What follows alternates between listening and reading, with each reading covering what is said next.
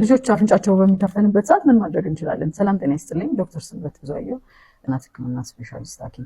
በተለያዩ ምክንያቶች አፍንጫቸው መታፈን ሊያጋጥማቸው ይችላል። ከነዚህም ውስጥ ጉንፋን በሚይዛቸው ሰዓት አሁን የጉንፋን ሲዝን ነው እና ብዙ ጊዜ ተደጋጋሚ አፍንጫ መታፈን አጋጥሟቸው ወደ ህክምና የሚመጡ ህፃናቶችን አይተናል። ተጨማሪም ደግሞ አለርጂ ሊሆን ይችላል ወይ በቅዝቃዜ ሰዓት መታፈን ሊኖር ይችላል ማለት ነው። ብዙ ጊዜ ደግሞ በተለይ ጨቅላ ህፃናት ላይ ብዙ ጊዜ ለመተንፈስ አፍንጫቸውን ብቻ ስለሆነ የሚጠቀሙት ትንሽ ነገር ከዘጋው ለመጥባት ለመተንፈስ ሊቸገሩ ይችላሉ እና መነጫነጭ በጣም ኮምፎርታብል አለመሆን ሊኖራቸው ይችላል። ይሄ በሚሆን ሰዓት ማድረግ እንችላለን የሚለውን እናወራለን።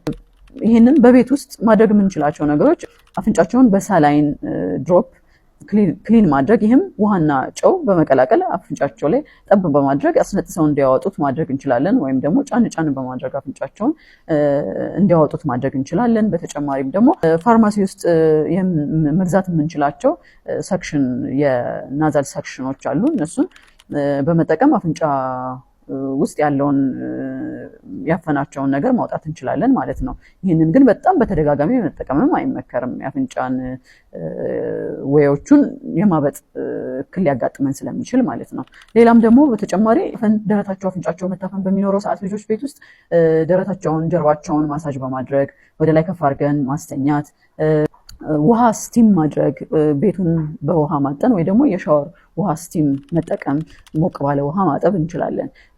ፎጣም ሞቅ ባለ ውሃ አድርገን ወደ አፍንጫቸው በማቅረብ መታፈን መቀነስ እንችላለን። በተጨማሪም ደግሞ ፈሳሽ ነገሮችን በደንብ እንዲወስዱ ማድረግ፣ የሚወጣውን ፈሳሽ ቀጠን ያለ እንዲሆን ያደርገዋል ማለት ነው። ሌላውም ደግሞ በቤት ውስጥ ሂዩሚዲፋየር መጠቀም እንችላለን፣ ልክ እንደ ስቲም ማለት ነው።